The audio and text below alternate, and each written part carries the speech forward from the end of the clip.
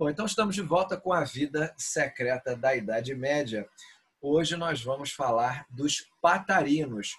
No final do último encontro, a gente conversou sobre alguns movimentos de protesto, até ainda aí sublinhado no final do item passado, os movimentos de protesto contra a corrupção do clero. E um desses movimentos, curiosamente, eu acho que ninguém ouviu falar disso, e hoje a gente vai ter a ocasião de fazer aqui um exercício de microhistória, seguindo um pouco na corrente de pensadores como o Carlo Ginzburg, né, que pega assim, um detalhe ultra específico da história e você, a partir dali, consegue vislumbrar toda uma sociedade, que, afinal de contas, o particular ele tem o microcosmos de uma totalidade histórica, né, falando num sentido amplo, que o exercício da microhistória. E como é a Itália, com a microhistória e o exercício de microhistória italiano também ajuda a gente a fazer essa análise. Então, hoje nós vamos falar dos patarinos, que eram um desses muitos movimentos de protesto contra a corrupção do clero,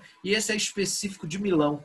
A professora dá algumas informações, depois algumas a gente pode aprofundar aqui, graças a outras fontes que eu tenho em mãos para nosso deleite historiográfico. Ela começa dizendo: os patarinos maltrapilhos de Milão.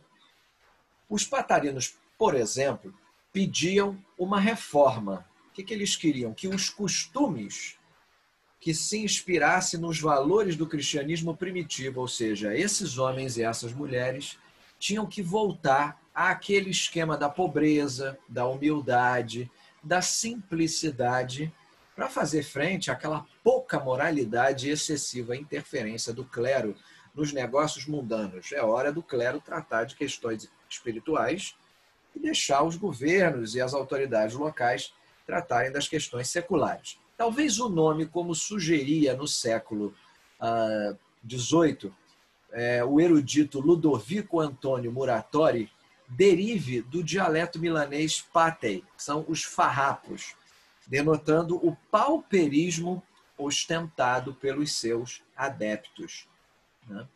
Mas, segundo outros, como o cronista Arnolfo, buscando aí uma etimologia mais culta e talvez, por isso mesmo, menos verossímil, eram uns patéticos, do grego pathos, né? Agitação.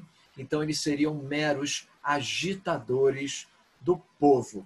Então, vamos só sublinhar, lá no comecinho, patarinos pediam reforma de costumes que se inspirassem nos valores do cristianismo primitivo, pobreza, humildade e simplicidade contra a pouca moralidade e excessiva interferência do clero nos negócios mundanos. O resto é mais a história do movimento, só para a gente pegar a essência. O que eles queriam?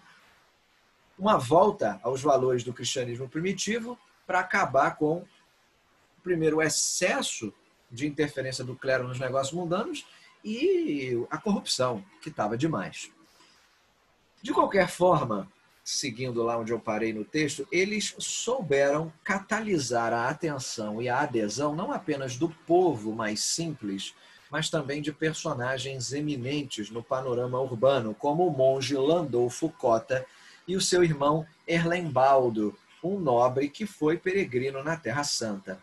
Certo Nazário, chamado de monetários, ou seja, moedeiro, e mais tarde até mesmo Anselmo de Baggio, o futuro Papa Alexandre II.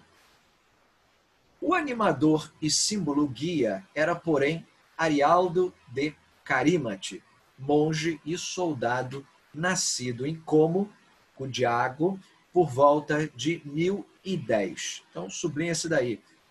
O animador e símbolo guia era Arialdo de Carimate. O principal inimigo dos patarinos, também pode sublinhar, era o arcebispo Guido de Velate, que assumiu a cátedra de Ambrósio em 1045. Olha como é que a gente está dando um mergulho para entender qual era o ambiente, né? A gente está, de repente, se sentindo em pleno século XI.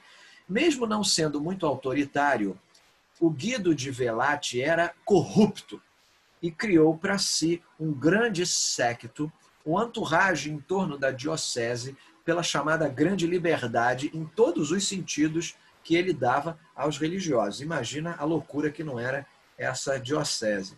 Não é de admirar que durante o seu episcopado, o concubinato, que ia contra a obrigação do celibato eclesiástico e a castidade, além da simonia, tinham se espalhado por toda parte.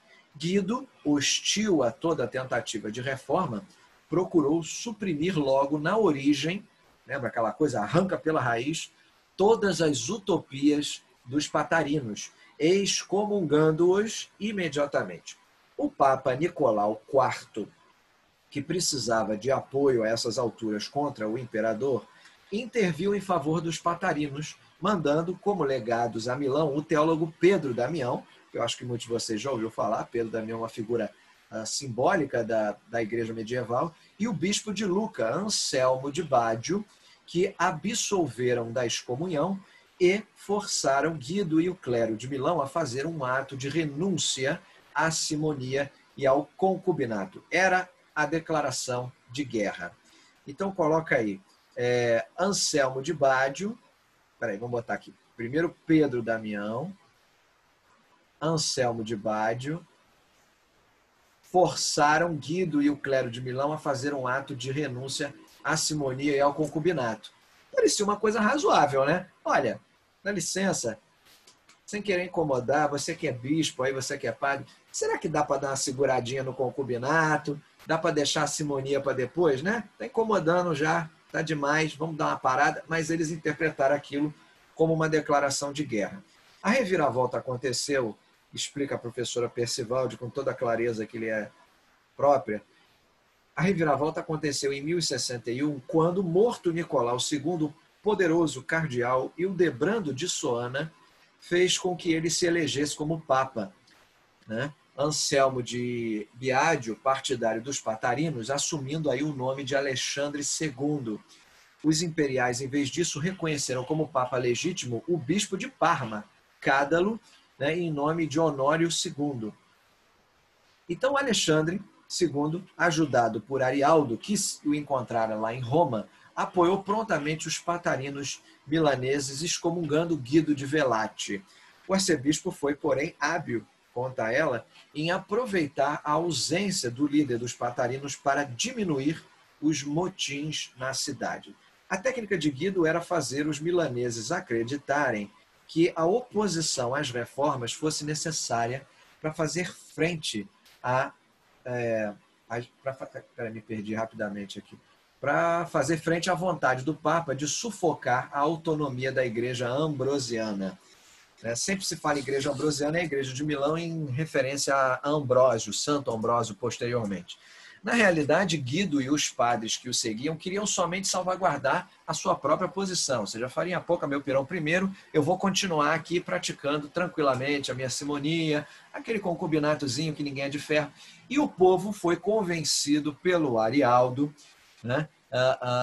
O povo foi convencido e o Arialdo foi obrigado a fugir durante esses motins. Pouco tempo depois, foi reconhecido em Legnano, que é uma região ali perto do Trento, mais ou menos uns 70 quilômetros de Verona, ele foi reconhecido por um frade partidário do Império e levado acorrentado até Angera, um feudo de uma sobrinha do próprio Guido. E nesse lugar o Arialdo foi torturado e morto no Pentecostes do ano de 1066. Situação tranquila, né? Nada demais, ali uma tortura, um assassinato em pleno Pentecostes. Afinal de contas, são figuras religiosas.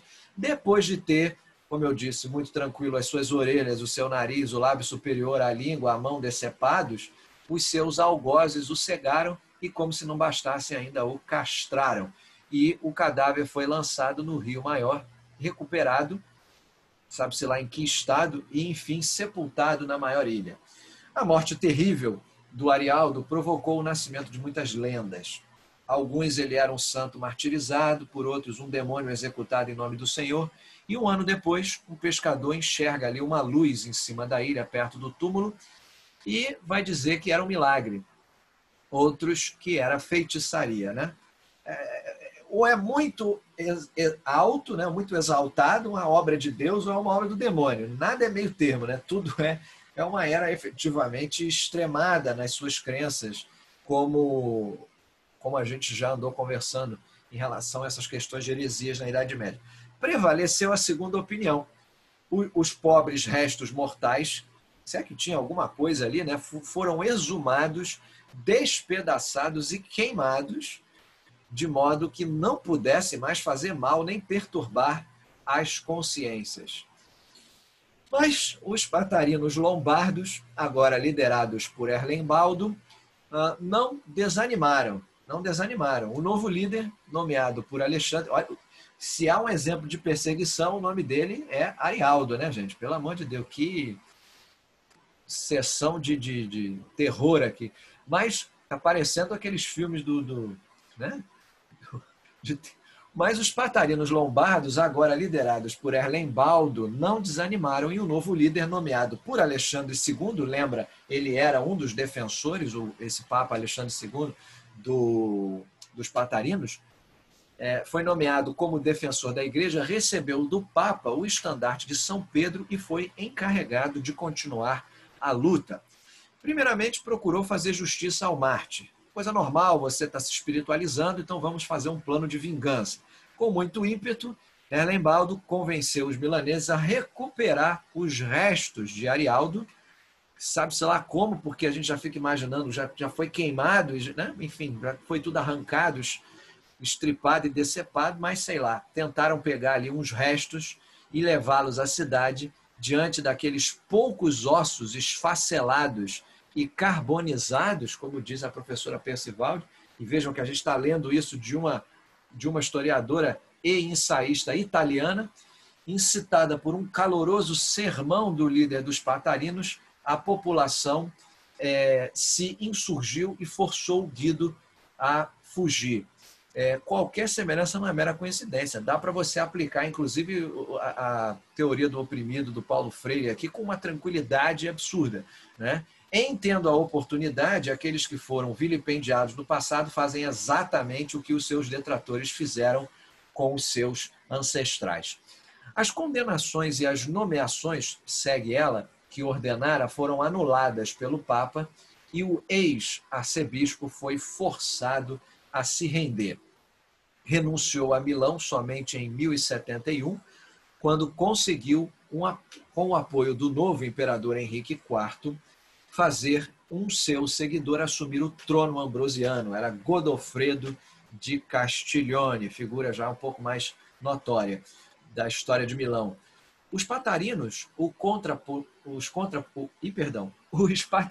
contrapuseram com Aton, rapidamente reconhecido pelo Papa, que assim anulou de fato o direito à investidura eclesiástica por parte do imperador. Lembrem que nós andamos estudando a questão da querela das investiduras. E como o imperador é quem fez a investidura eclesiástica, esse é mais um exemplo, mais um desdobramento. Qualquer informação, voltem ao vídeo do nosso encontro anterior sobre a querela das investiduras. Henrique, atingido no âmago do problema, o direito à investidura, reagiu prontamente e Erlembaldo foi assassinado com outros líderes patarinos. O Papa excomungou Godofredo, que foi expulso sob a aclamação popular de Milão no ano de 1075. Nesse meio tempo, com a morte de Alexandre II, em 1073, o seu sucessor foi o próprio Hildebrando de Soana, partidário dos patarinos com o nome de Gregório VII. Homem de têmpera inexaurível, diz a professora, e convicto defensor da supremacia da autoridade papal sobre a imperial, não tinha a mínima intenção de se retirar da luta contra Henrique IV. Eu não estou sublinhando nada porque são muitas minúcias e a gente quer pegar a ideia. Por isso, inclusive, que eu não estou abrindo ainda para perguntas. Estou passando a história primeiro, porque os detalhes não nos interessam. O que nos interessa é a heresia e tomar lições a partir do exemplo milanês. Para deixar bem claras as suas intenções, canonizou prontamente Ariobaldo e Erlembaldo. Olha o nível da coisa. Então, rapidamente foram canonizados. Vendo que as coisas não iam bem, o jovem imperador declarou deposto o Papa. O imperador declarou deposto o Papa. Olha aí a querela das investiduras o tempo inteiro. Quem é que tem mais poder? O Papa, que tem poder de Deus, segundo ele, ou o imperador, que às vezes também gosta de associar o seu poder às divindades? Então, o jovem imperador declara deposto o Papa, recebeu a excomunhão em resposta. Os representantes das duas máximas autoridades da cristandade fizeram as pazes, mas por muito pouco tempo, e em Canossa, só para recomeçar ainda mais duramente a luta, pouco depois. Gregório VII e Henrique IV se desentenderam de novo. Eu falei sobre esse desentendimento na querela das investiduras, também no encontro passado, no parênteses que eu fiz, porque já sabia que nós íamos precisar dessa informação aqui. Ao que parece, foi sempre o Papa a começar a briga. Enquanto Henrique o sitiava em Roma, Gregório foi obrigado a pedir auxílio ao rei normando Roberto de Altavilla, também conhecido como Roberto o Astuto Guiscardos, que venceu os imperiais, saqueou a cidade e levou embora o velho Papa, que pouco depois morreu de desgosto. A questão das investiduras terá o seu desfecho somente em 1122 em Worms, como já sabemos, graças a um acordo entre Calixto II e Henrique V, no qual se estabelece que a investidura temporal, exceto no estado da igreja, será da alçada do imperador e a espiritual do pontífice, do Papa. É a Pax Calixtunum que nós conversamos no encontro passado. Depois da morte dos seus líderes carismáticos e, sobretudo, do Papa Gregório VII em 1085, o movimento dos patarinos teve uma lenta e inexorável decadência. Agora eu sublinho. Depois da morte de seus líderes carismáticos e, sobretudo, do Papa Gregório VII, o movimento teve uma lenta e inexorável decadência. Só para amarrar a história. Foram tidos como heréticos definitivamente, sublinha também, e acusados de negar todo o valor dos sacramentos e promover um cristianismo interiorizado a ponto de não reconhecer as instituições eclesiásticas. Esse daí pode até sublinhar com outra cor ou de vermelho, para realmente deixar a marca do que acontece. Eles são acusados de negarem todo o valor dos sacramentos, que era algo que, se você for olhar com profundidade, não era exatamente o que eles estavam fazendo. Eles não estavam negando o valor de todos os sacramentos. Não estavam promovendo um cristianismo interiorizado a ponto de não reconhecer as instituições eclesiásticas. Mas era disso que eles foram acusados. E bastava, né? Você fica acusando e repetindo que é aquilo, é aquilo, é aquilo. No final, todo mundo se convence. Não surpreende, é claro, a condenação deles pelo Papa Lúcio III, em Verona, no ano de 1184, com a decretal Ab Abolenda, junto com numerosas outras seitas heterodoxas. Vamos sublinhar essa frase também. Não surpreende a condenação deles pelo Papa. Não precisa ir além, não. Vai só aí no início da frase. Não surpreende a condenação deles pelo Papa. Um tímido retorno dos patarinos aconteceu durante o episcopado de Leão de Perego, 1241 a 1257, um franciscano que fora inquisidor sob o terrível podestade Oudrado de Treceno, mas sua ação foi derrotada. Personagem de triste reputação, amante das fogueiras, esse Oudrado foi quem, diz uma epígrafe ainda hoje visível no Palácio della Ragione em Milão, Catharus ut debuit uxit, queimou como devia os cátaros. Aliás, vocês sabem que em italiano o verbo para queimar no fogo é bruciare, né? Queima no fogo é bruciare. Está bruciando, e daí vem bruxa, para a gente entender já algumas dessas prenúncias de fogueira do que vai acontecer.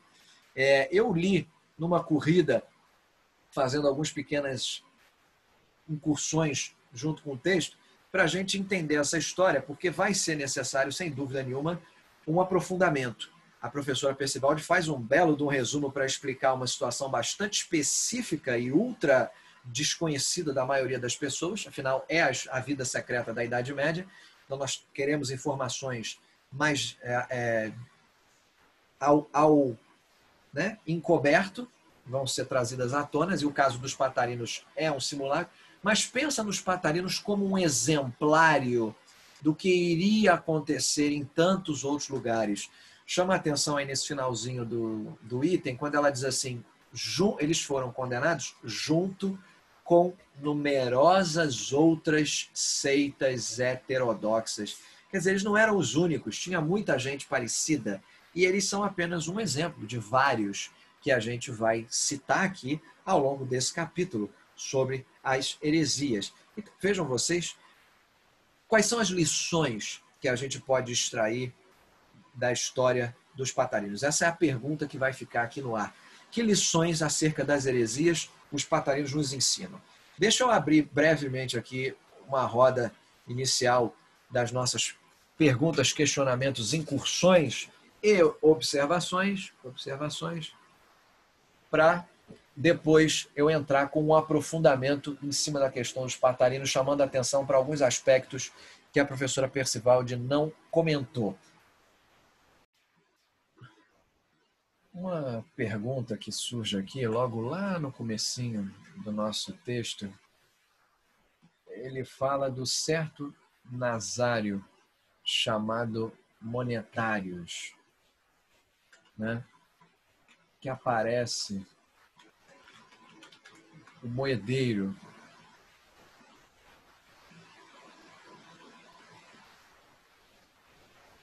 Em francês você teria o aumônier, que é aquela figura que seria o encarregado de ajudar os pobres.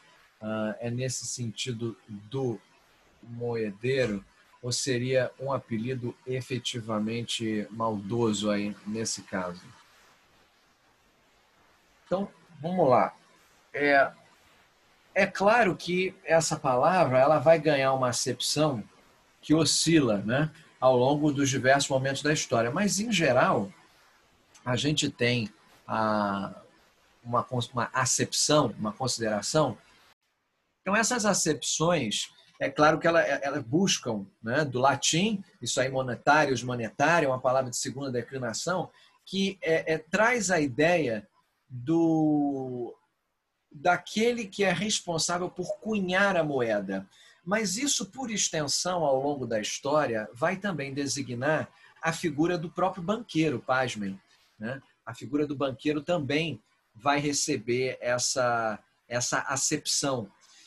Mas é uma alcunha, né, que foi dada nessa época a esse nazário, e vários outros na história, nós temos diversas figuras que recebem essa nomenclatura, são considerados como monetários, que são pessoas que eram responsáveis por fiscalizar, né, a cunhagem dessas moedas, e era quase um funcionário prestador de serviços do governo, mas que também poderia ser, e aí eu te confesso que eu não sei se é exatamente o caso desse nazário, mas também poderiam ser figuras banqueiras. Como aqui a gente está se referindo especificamente ao século XI, é muito provavelmente alguém responsável por verificar cunhagens de moedas na Idade Média do que propriamente um banqueiro, né? Que havia isso, você tinha o fulano de tal monetários, ele já era considerado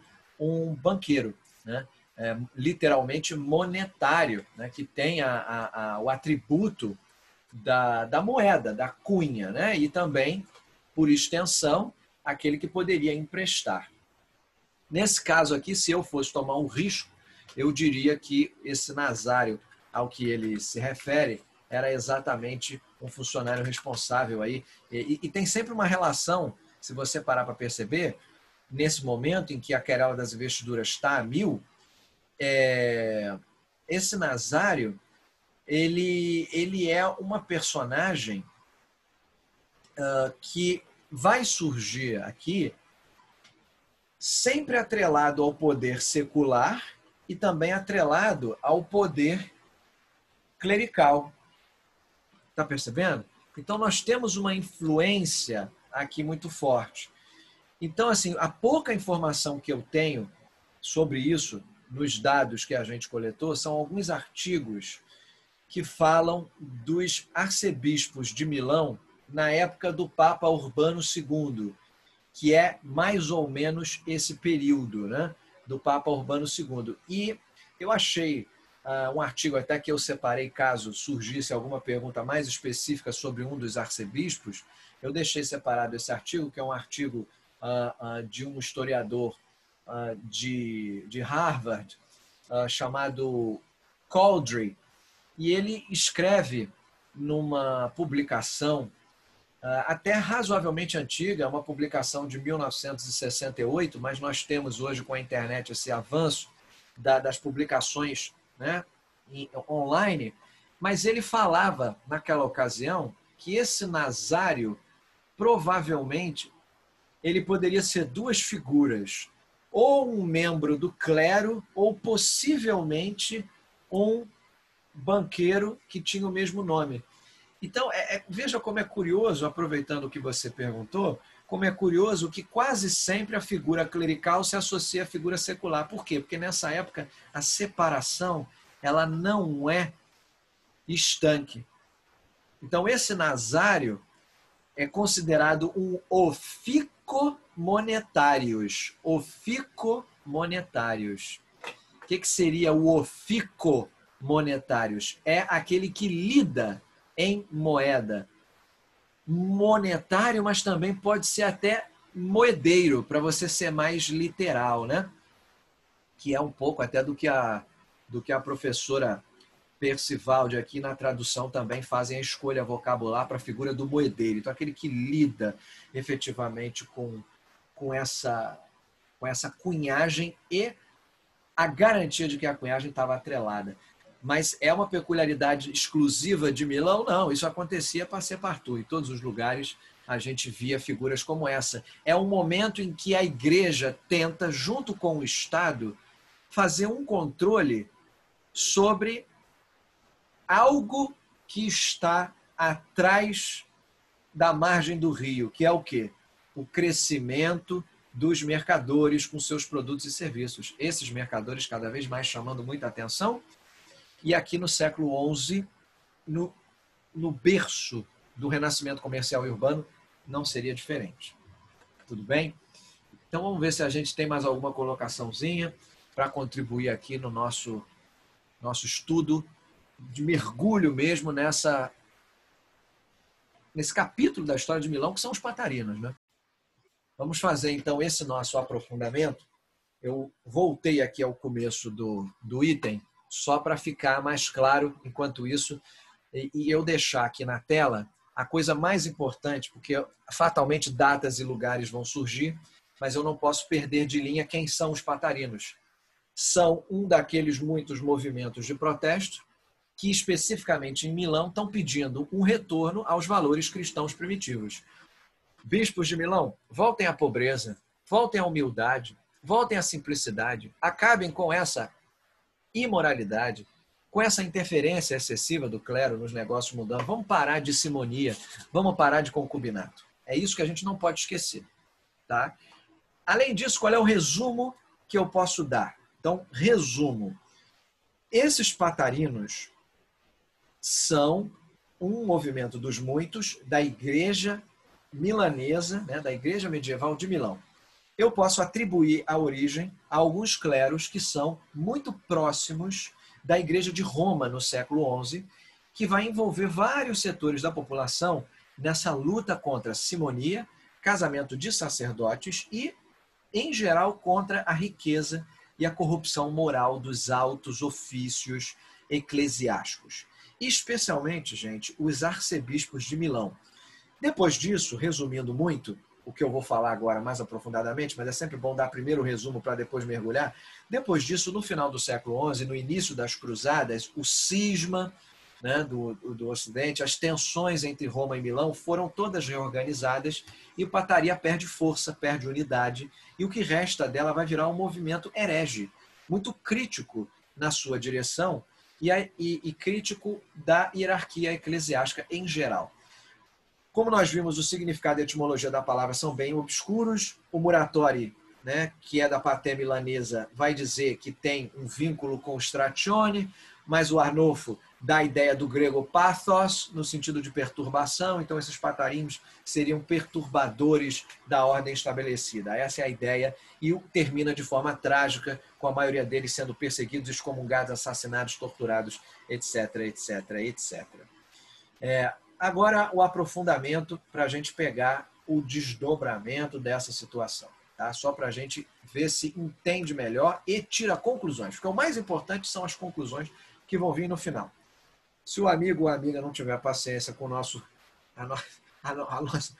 extensão da exposição, pula lá para os últimos 10, 15 minutos do nosso encontro, que a gente vai fazer as conclusões finais. Mas é importante porque é óbvio que toda boa conclusão e todo bom raciocínio, ele demora para ser, né? Todo estudo ele não vem da noite para o dia. Ele precisa ser macerado para extrair o sumo. Então, vamos com firmeza agora. Ficou muito claro, pelo que a gente já veio falando até aqui, que existem grandes contrastes entre o povo, a população em geral, o baixo clero e o alto clero. E por toda a Idade Média no século XI. Isso não vai ser muito diferente em Milão. Em 1045, o tal Guido da Velate foi eleito arcebispo, sucedendo Ariberto da Antimano, que era um senhor absoluto da cidade, dos territórios que a ele estavam sujeitos. Ele luta toda a vida para permanecer independente do império. É a querela das investiduras.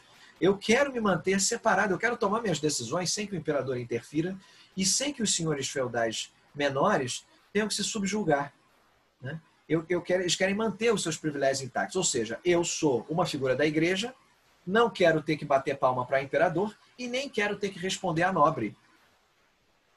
E a sucessão do Ariberto, ela vai sofrer oposição porque os nobres vão começar a tomar uma consciência e uma importância, ainda que menor realmente, da nobreza, mas a nobreza vai começar a crescer nesse momento em enxergar o seu papel questionado. Em outras palavras, com a lenta e progressiva ascensão da burguesia, a nobreza vai se sentindo, sabe, agora ela não está realmente incomodada, ela vai estar realmente incomodada daqui a 2 séculos, mas ela já sente que está pegando para o lado dela. Só que nesse momento, o impulso moralizador dentro do clero era mais forte. Poucos meses depois que esse Ariberto morre, em julho de 1045, vai ocorrer a eleição do sucessor dele. Existem vários cronistas que narram essa história. Um deles é o Landolfo Seniore, que conta que uma grande assembleia de cidadãos vai eleger 4 jovens candidatos à sede episcopal. É o Arialdo, o Landolfo, o Anselmo e Atone. E esses nomes foram enviados ao imperador Henrique III, o Negro. É interessante analisar que, ao fazer isso, os milaneses queriam dar ao imperador a impressão que ele é que estava fazendo a escolha, a famosa média. Uma atitude bem astuta do povo de Milão para não permitir que o imperador limitasse a liberdade de ação. Porque se eles estão mandando cartinha respondendo, ora, senhor excelentíssimo imperador, ajuda a gente a escolher. Na verdade, eles já tinham tudo escolhido. E o imperador, ele vai tentar evitar escolher um novo arcebispo e como sendo um expoente do clero ordinário, o clero cardeal, né, aquele que servia dentro das 2 catedrais de Milão. E esses 4 nomes que foram apresentados faziam parte do chamado clero ordinário ou clero cardeal. E ele vai atrás de um nome do clero regular, que era formado por membros das famílias dos nobres de posição mais elevadas. Estão percebendo o que está acontecendo? Então, os nobres ali estão tendo uma oportunidade de se aliar ao imperador. O Henrique III estava bem ciente de que na cidade de Milão tinha uma série de problemas entre os chamados milites maiores e os milites menores. Em outras palavras, aos nobres de posição mais elevada com os nobres de posição menos elevadas. Depois, se quiserem pesquisar sobre isso, é uma luta contra os vavassores, com V de veleiro, vavassores. E havia uma querela ali dentro, entre os nobres e os vavassores, que eram nobres menores, e o resto da cidadania. Então, aos poucos, vocês estão vendo o nascimento de algo que só vai ficar transparente e clarividente com o absolutismo monárquico. Porque o que aconteceu mais tarde no absolutismo? É aquela velha história. O rei é absoluto. Sim, o rei reina, mas o rei não governa. Por quê? Porque na base do absolutismo está a contradição. O clero e a burguesia, desculpe, a nobreza e a burguesia brigam entre si por poder, enquanto que o rei está lá com seu poder, aspas, absoluto, mas na verdade quem manda é o lado que pesa mais, a nobreza ou a burguesia. Percebem? Então o rei reina, mas não governa, porque ele tem que atender a burguesia e a nobreza ao mesmo tempo. Isso vai ficar definido como política de Estado tácita a partir do século XVI. Isso é o próprio absolutismo prático. Existe uma diferença entre o absolutismo teórico, poder absoluto ao rei, e o absolutismo prático. Aqui vocês estão vendo a semente disso. Por isso que é importante ver o século XI, porque ele é a semente de muita coisa que vai durar até as revoluções liberais burguesas do século XVIII. Então, o Henrique III não fez a escolha sobre nenhum dos candidatos que foi proposto, mas ele queria fazer uma escolha autônoma. A gente conhece a história por um cronista de nome Arnolfo de Milano. Ele vai dizer que o imperador não escolheu nenhum membro do clero ordinário e preferiu o Guido da Velate, né? E os milaneses aceitam esse novo bispo porque tinham muito medo do rei e começa, claro, ódio a surgir numa parte da população contra a outra. E também ganância, porque parece que o Guido ele tinha sido generoso ali, concedido uma série de benefícios para figuras do clero de Milão. O fato é que o movimento dos patarinos se desenvolve justamente nesse contexto, como uma espécie de reação àquela simonia galopante que estava assoberbando o clero. A simonia, lembrem, a compra e venda de cargos eclesiásticos ali na Idade Média. Os líderes históricos desse movimento vão ser os 4 candidatos a bispo. Vão incitar a população. É um absurdo. Vamos recusar os sacramentos que sejam feitos pelo padre corrupto. É padre corrupto? Não aceito comunhão dele. Alguns, inclusive, vão profanar sacramentos, vão se rebelar contra os sacerdotes simoníacos, e esses atos de consagração eucarísticas que eles executavam não eram considerados válidos por eles. Em outras palavras, quando um desse administrava os ritos da igreja, os rebeldes não aceitavam, porque eles eram corruptos e simoníacos. Para conter o movimento, o que o imperador faz? Envia o tal Anselmo de Bádio com o legado dele e excomunga o Arialdo e o Landolfo. Eu estou recontando a história com outras palavras.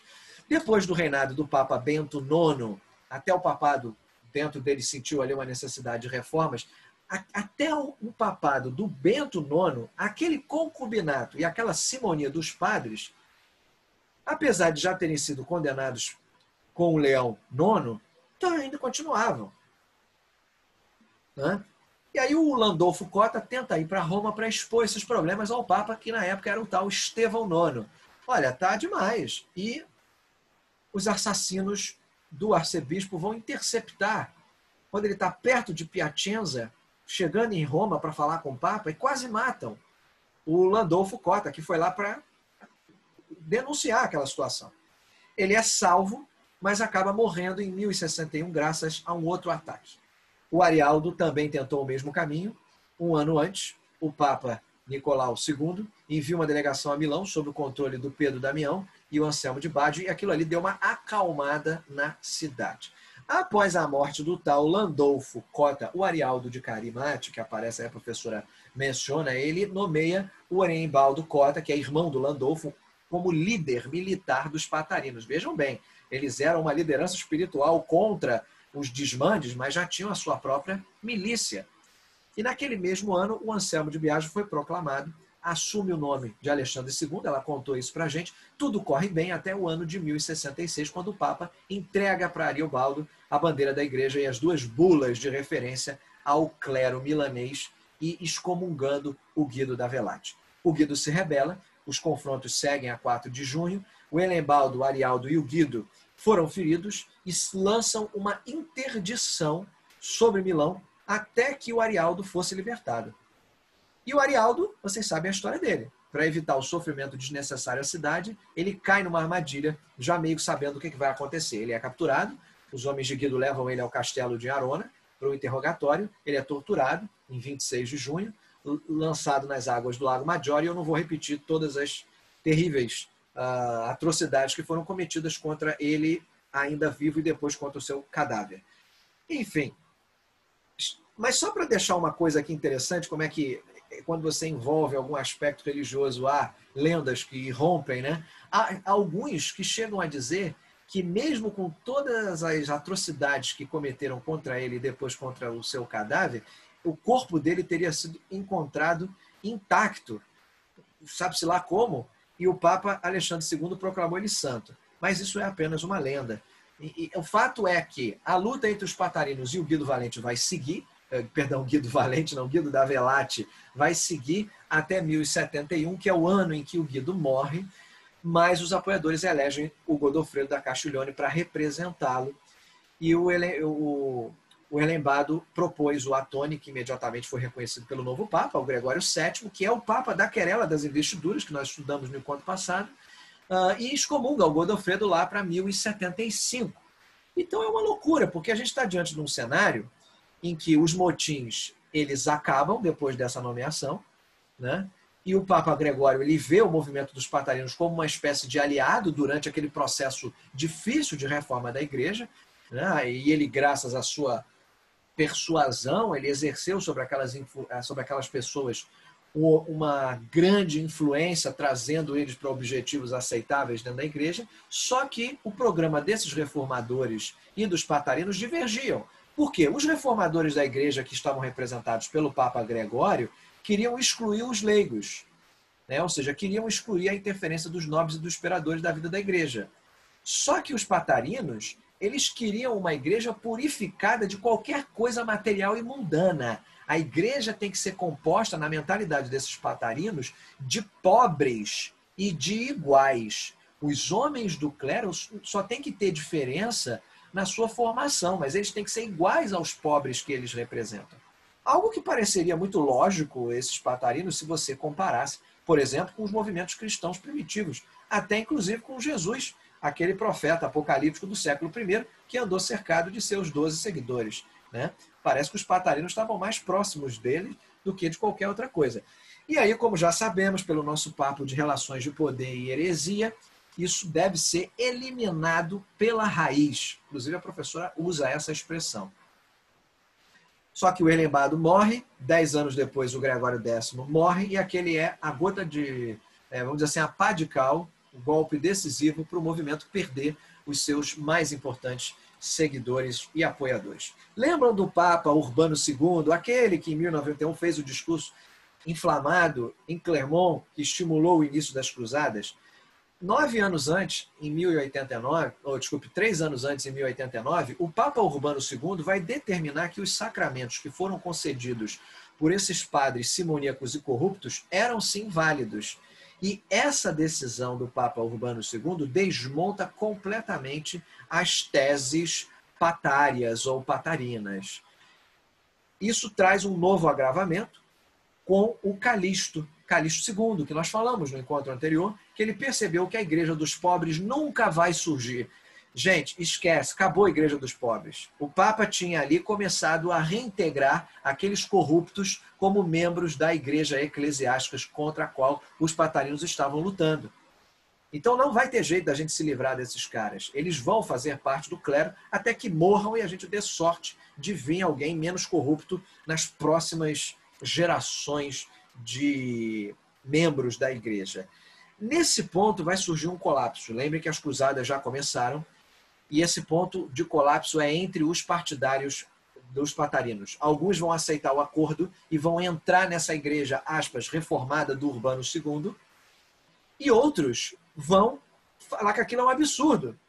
Nós vamos seguir em peregrinação, vamos abandonar nossa vida de pobres, eremitas e humildes e vamos nos juntar na primeira cruzada. E tem ainda um terceiro grupo que estão convencidos que aquele acordo que a igreja fez com o império era um sintoma de que a igreja eclesiástica era corrompida pelos bens mundanos. A igreja era corrupta e a hierarquia eclesiástica não obedecia o rigor daquilo que foi ensinado por Jesus. E é nesse ponto que eles começam nessa linha de acharem que a igreja é toda corrompida, que toda a hierarquia eclesiástica é corrompida, que eles começam a dar os braços ao catarismo. Por isso é que a professora cita o catarismo. E eles começam a ser perseguidos abertamente junto com os cátaros desde 1185 pelo Papa Lúcio III. Estão entendendo agora melhor como é que a coisa se desenvolveu? Então surge como um movimento pequeno de crítica. Peraí, tá um pouco demais. O Papa não podia estar enfiando a mão debaixo da saia daquela pessoa ali. Não tá legal isso. Espera um pouquinho, você é cardeal porque você comprou esse cargo? Mas você não era nobre, filho de Dom Fulano de... Não, eu sou filho do conde. Mas a gente está perdendo terras e tal, então resolvemos comprar, vendendo aqui algumas propriedades, compramos um cargo na igreja junto com o bispo de Milão. Gente, mas isso é um assinte, como é que é isso? Como é que pode? Então vamos nos rebelar contra isso. Começa assim. Só que aos poucos eles vão sendo perseguidos. Aquilo vai enfraquecendo o movimento. A coisa vira luta armada, eles têm que formar milícia para se defender. E aí, alguns no final, vendo que a tão sonhada igreja dos pobres, dos patarinos, não vai existir, eles se unem ao Urbano II. Outros seguem em peregrinação na cruzada, na primeira cruzada, e outros simplesmente vão abraçar a causa cátara e vão pagar caro por isso. Tão caro quanto pagou o fundador do movimento, que morreu de forma absurdamente atroz. Entenderam mais ou menos os... Então eu dei um resumo bem resumido de tudo que ela falou, nós vimos o que ela falou, e agora eu contei a mesma história com outras palavras. Por que você deu tantas voltas, fez tanta tautologia? Olha, essa palavra aí está fora do vocabulário há muito tempo, hein? Fez tanta tautologia, quer dizer, contou a mesma coisa com termos diferentes. Para que vocês compreendam agora, sob o olhar da heresia, o que está por trás de situações como essa. Os patarinos são apenas um único exemplo. Vê se a gente vai contribuir, vai dar perguntas, vai acrescentar alguma coisa.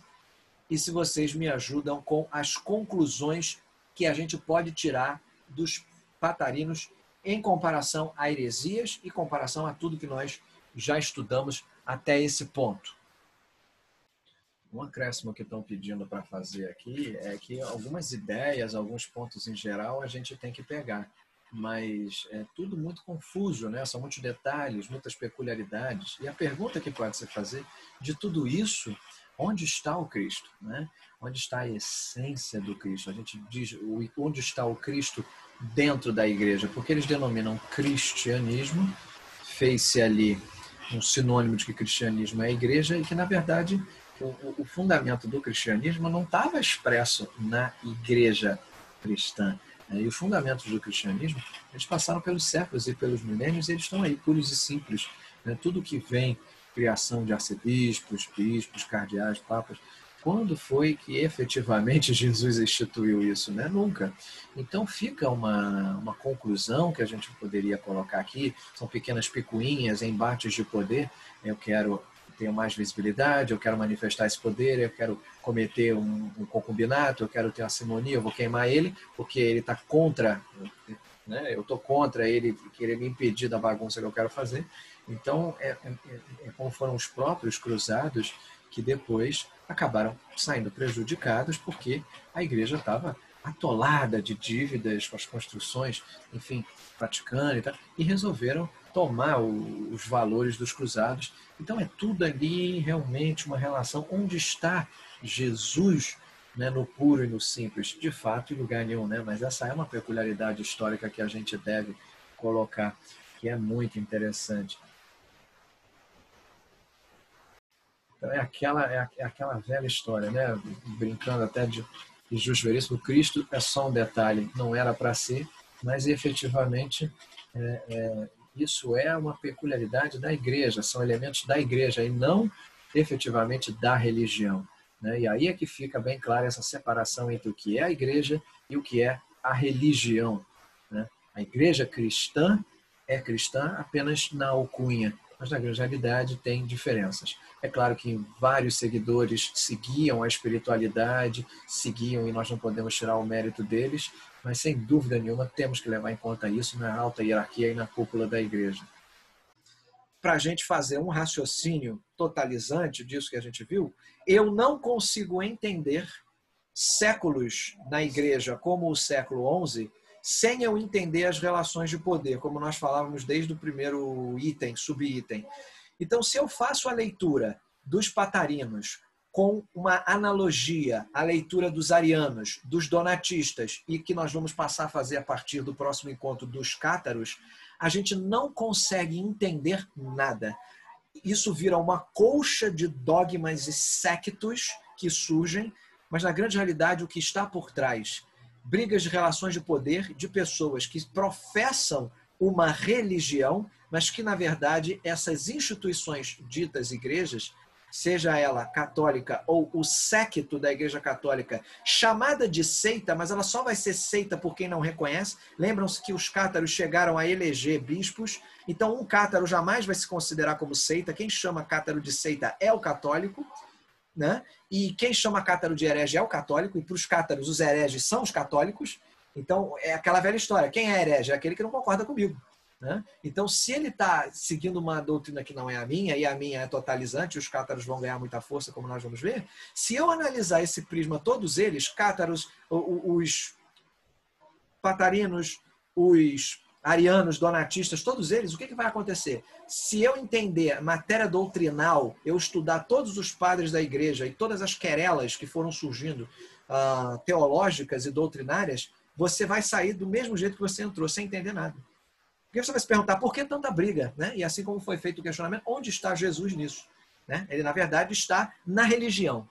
A resposta a essa pergunta, para a gente não cair no equívoco perigoso de achar que a religião cristã é podre, como foi, por exemplo, a Igreja de Milão do século XI, ele está na seguinte compreensão, de que Jesus e a figura do Cristo sempre esteve presente dentro da religião cristã. Agora, se ele está presente ou não na instituição das várias igrejas que foram criadas depois que ele morreu e continuam sendo criadas até o dia de hoje, aí já é mais uma questão humana, institucional e de poder do potestado do que qualquer outra situação. Então, quando nós voltarmos, os cátaros vai ser a base do que a gente vai abordar.